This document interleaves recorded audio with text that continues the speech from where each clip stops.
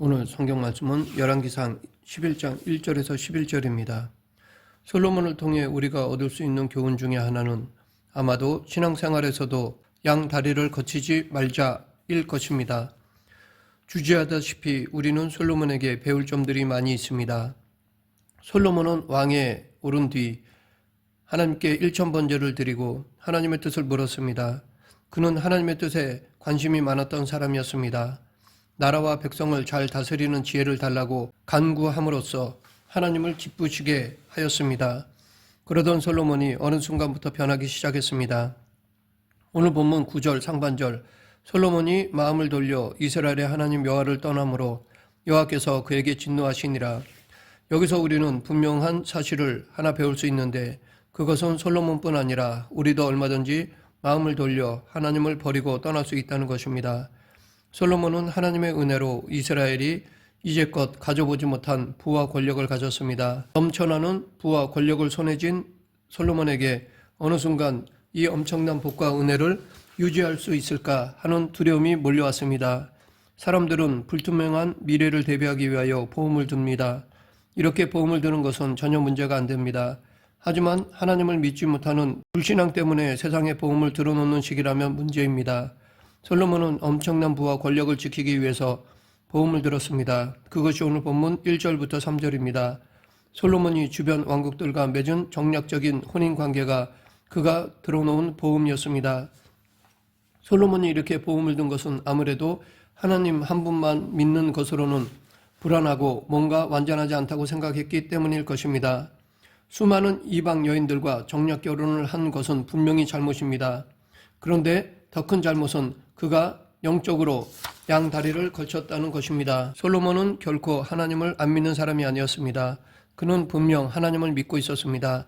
하지만 하나님만으로는 뭔가 부족하다고 느끼면서 여러 다른 민족들과 통혼해서 그들의 힘도 얻으면 좋겠다고 생각한 것입니다. 주변 나라인 그들과 정략 결혼을 통해 좋은 관계를 맺으면 자기와 이스라엘에게 더 좋을 것이라고 생각했습니다. 바로 그것이 문제입니다. 우리가 믿음의 사람으로 살아가면서 미래를 준비하는 것은 잘못된 것이 아닙니다. 오히려 미래를 잘 준비해야 하고 계획도 세우며 살아가야 합니다. 그러나 하나님만으로는 불안하며 완전하지 않다고 생각하는 불신앙 때문에 하나님이 아닌 다른 데에 보험을 들어놓는다면 그것은 잘못된 길로 가는 것입니다. 보험은 우리 삶의 수단으로 이용하는 것이지 그 자체가 목적이 되면 그것이 우상이 되면서 이미 하나님을 떠난 것이 됩니다. 하나님께 받은 복은 하나님께 순종함으로 유지됩니다. 그런데 솔로몬은 하나님으로부터 받은 복을 하나님이 아닌 다른 것을 의지하여 지키려고 하였습니다. 솔로몬은 하나님의 성전을 7년 동안 짓고 똑같은 양식으로 자기를 위한 궁과 애굽에서 온 바로의 딸을 위한 궁도 지었습니다. 하나님은 다윗에게도 허락하지 않으셨던 성전을 솔로몬에게 맡기셨습니다. 그러니까 성전을 짓는 일은 솔로몬에게는 영광스러운 일이었습니다. 그리고 그만한 재력과 권력이 뒷받침되었기에 성전을 지을 수 있었습니다.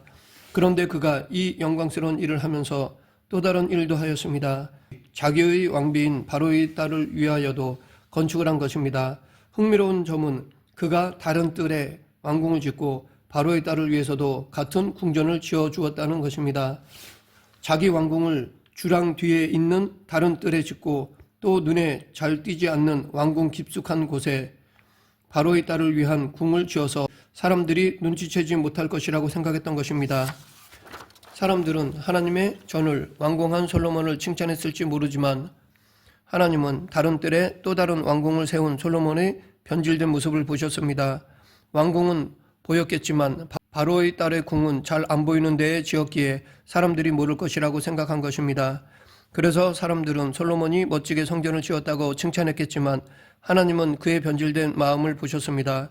이렇게 양다리를 거치는 사람들은 평안이 없습니다. 한 사람에게 집중하지 못하고 이것저것 신경 쓸 일이 많으니 복잡하고 피곤합니다. 하지만 신앙이 순전한 사람의 삶은 평화롭습니다. 왜냐하면 단순하고 화평하기 때문입니다. 사실 한 나라를 무너뜨리는 것은 외부의 적보다는 내부의 부패인 경우가 많습니다. 고대 전쟁 때 성이 함락되는 것도 외부 공격에 의한 경우도 있지만 대부분은 스파이가 잔입해서 성 내부의 군인을 매수하여 성문을 열게 해서 함락시킨 것입니다. 우리의 믿음이 무너지는 것도 외부에 의해서가 아니라 내부에 의해 무너질 때가 많습니다. 솔로몬도 처음에는 아무도 모르게 슬쩍 양다리를 거친 것으로 끝날 줄 알았을지 모릅니다. 그러나 솔로몬의 노년의 모습은 모압에 가증한 금오스를 위하여 예루살렘 앞 산에 산당을 지었고 또 암몬 자손의 가증한 몰록을 위하여 그와 같이 하였으며 그가 또 그의 이방 여인들을 위하여 다 그와 같이 한지라 그들이 자기의 신들에게 분향하며 제사하였더라 였습니다. 처음에는 바로의 딸을 위해서만 눈에 안 띄게 집을 짓더니 이제는 그 모든 후궁들을 위해서 그것도 눈에 잘 보이는 곳에 산당을 지었습니다.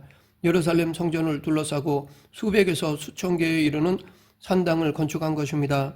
처음에 양다리였던 것이 문어발도 모자랄 지경에 이르게 된 것입니다. 왜 이렇게까지 타락한 것일까요? 그것은 교만 때문이었습니다. 처음에 그는 비록 주변 나라들의 공주들과 결혼해서 그들이 우상을 들여오기는 하지만 솔로몬 자신은 결코 그런 우상에게 넘어가지 않을 자신이 있다고 생각했던 것입니다. 그러나 그것은 착각일 뿐이었습니다. 결국 그토록 지혜로운 사람이 그토록 어리석은 짓을 하고 말았습니다. 솔로몬은 나이를 먹어가면서 마음이 약해졌고 여인들에게 휘둘림을 당하였습니다. 4절에 그의 아버지 다윗의 마음과 같지 아니하여 그의 하나님 여호와 앞에 온전하지 못하였다라고 말하고 있습니다. 그는 분명히 하나님을 믿는 사람이었습니다. 다만 아버지 다윗 정도로 신실한 믿음이 아니었습니다. 그러다 보니 처음에는 이방 여인들이 하겠다는 것을 허락해 주는 정도였는데 8절에 보면 이제는 아예 그들과 함께 가서 우상 숭배에 참여하는 가증한 일을 하였습니다. 그래서 하나님께서는 2번이나 솔로몬에게 나타나 경고하셨습니다. 그러나 솔로몬은 듣지 않았습니다. 이를 통해 우리는 믿음의 시작도 중요하지만 끝도 좋아야 한다는 것을 배울 수 있습니다. 아니 더 정확히 말하면 그리스도인의 신앙생활은 시작도 좋고 과정도 좋고 끝도 좋아야 한다는 것입니다. 하지만 비록 시작은 그리 좋지 않다 하더라도 어떻게 끝마치느냐에 따라 좋은 결과를 낼 수 있습니다. 이것은 신앙에서도 마찬가지입니다. 비록 지금 하나님을 열심히 섬긴다 해도 마지막에 떠나버린다면 아무 의미가 없습니다. 그러하기에 우리는 정말 두려운 마음으로 이 교훈을 마음에 새겨야 하겠습니다. 세상에서 성공을 거둔 사람들은 그 성공을 지키기 위해 애쓰면서 외로움과 싸웁니다. 솔로몬 역시 하나님의 은혜와 돌보심으로 놀라운 성공을 거두었지만 그것을 지키기 위해 세상적인 방법에 의지하다 보니까 그로 인해 외로움이 찾아왔습니다. 외로움과 고독은 다릅니다. 그래서 혹자는 외로움이란 불안한 감정이고 고독함이란 평안한 상태라고 말합니다. 그러하기에 신앙이 성장하면 삶의 고독을 즐길 수 있습니다. 그런데 신앙생활을 하다가 외로움을 느낀다면 그래서 그 외로움을 세상적인 방법으로 해소해 보려 한다면 그것은 오히려 믿음이 무너지고 있다는 표시임을 알아야 합니다. 삶의 위기 가운데 우리가 느껴야 할 것은 외로움이 아니라 고독입니다. 하나님 앞에서 고독하게 설 수 있어야 우리의 믿음이 흔들리지 않고 성장할 수 있습니다. 우리의 신앙을 지켜주는 것은 세상의 분주함을 떠나 아무도 없는 광야로 가서 하나님 앞에서 고독한 시간을 갖는 것입니다. 우리는 수시로 세상의 분주함에서 벗어나 하나님을 독대하는 시간을 가져야 합니다. 예수님께서도 아무리 바쁜 일과 속에서도 새벽 미명에 하나님을 독대하셨습니다. 세상의 분주함에서 벗어나 아무도 없는 곳에서 하나님을 독대하셨습니다. 우리는 이 아무도 없는 곳, 즉 광야에서 하나님을 만나야 합니다. 그래서 혹자는 타인의 강요 때문에 독방에 들어가면 그곳은 감옥이 되고 내가 선택해서 독방에 들어가면 그곳은 수도원이 된다라고 말하기도 합니다. 강요로 들어간 독방은 외로움이고 내가 선택해서 들어간 독방은 고독입니다. 그러므로 고독은 복된 시간입니다. 하나님 앞에서 고독하게 홀로 서 있는 그 시간이 복입니다. 즉 하나님과 깊은 교제의 시간을 갖는 것이 복입니다. 그러하기에 우리는 이 복되고 좋은 영적 고독의 시간을 분주함 가운데서도 자주 그리고 길게 누려야 할 것입니다. 솔로몬이 하나님을 전심으로 의지했다면 부와 권력을 누리는 가운데서도 외로움이 아니라 고독함을 느낄 수 있었을 것입니다. 그러나 그는 하나님의 은혜로 누린 부와 권력으로 오히려 불안과 외로움을 느꼈습니다. 우리 모두는 하나님 앞에 홀로 서는 고독한 시간이 필요합니다. 그 시간이 없으면 외로움을 느끼며 불순종으로 나아갈 수 있음을 기억해야 할 것입니다. 오늘 본문 9절 10절 솔로몬이 마음을 돌려 이스라엘의 하나님 여호와를 떠남으로 여호와께서 그에게 진노하시니라. 여호와께서 일찍이 2번이나 그에게 나타나시고 이 일에 대하여 명령하사 다른 신을 따르지 말라 하셨으나 그가 여호와의 명령을 지키지 않았으므로 하나님은 솔로몬에게 너는 다른 신을 따르면 안 된다라고 경고하셨습니다. 이 말씀은 나만 의지해라, 내가 너를 책임져 주겠다라는 뜻입니다. 그러나 솔로몬은 그러한 하나님의 말씀을 듣지 않았습니다. 왜냐하면 불안했기 때문입니다. 영적 고독, 즉 자기 혼자만의 곳에서 하나님을 독대하지 않았기에 솔로몬은 외로워졌고 불안해졌던 것입니다. 이렇게 미래에 대해 두려움이 생겨 불안하고 걱정될 때 한쪽은 하나님께, 한쪽은 세상의 양다리를 거치지 말아야 합니다. 하나님께는 보험성으로 기도하고 세상의 처세서를 의지하는 것은 잘못된 것입니다. 이럴 때일수록 그리스도인은 하나님을 독대해야 합니다. 고독의 시간, 즉 자기만의 광야로 가서 하나님을 독대해야 합니다. 말씀을 묵상하며 기도해야 합니다. 오직 하나님만 전적 의존해야 합니다. 야곱이 야복강에서 밤새 씨름하듯이 끝까지 하나님을 붙드는 것입니다. 지금까지 인도해 주신 하나님의 사랑을 의심하지 않고 미래의 삶도 책임져 주실 것을 확신하는 것입니다. 사실 가난할 때는 별로 두려움이 찾아오지 않습니다. 그런데 먹고 살만해질 때, 어느 정도 쌓아놓았을 때, 어느 정도 사회에서 이루었다고 생각할 때, 자녀가 잘 될 때 두려움이 찾아옵니다. 갑자기 이 모든 것이 없어진다면 어떡하지? 갑자기 무슨 일이 생기면 어떡하지? 하는 두려움과 불안이 생기는 것입니다. 이때 하나님이 아닌 다른 것을 바라보며 의지하게 되면 불순종하게 되고 타락하기 시작합니다. 솔로몬에게 나타나 2번씩이나 경고하신 하나님은 우리 삶에도 나타나 경고하십니다. 솔로몬이 엄청난 부와 권력을 누리며 살고 있을 때 하나님의 경고가 무엇이었습니까? 11절 여호와께서 솔로몬에게 말씀하시되 내게 이러한 일이 있었고 또 내가 내 언약과 내가 내게 명령한 법도를 지키지 아니하였으니 내가 반드시 이 나라를 내게서 빼앗아 내 신하에게 주리라 였습니다. 하나님의 이 경고는 사실 솔로몬을 향한 하나님의 은혜였지만 그는 듣지 않았습니다. 우리도 지금 누리고 있는 모든 것이 하나님의 은혜입니다. 그런데 그 사실을 잊어버릴 때 하나님은 우리가 가진 것을 잃어버리게 하심으로 우리를 흔드십니다.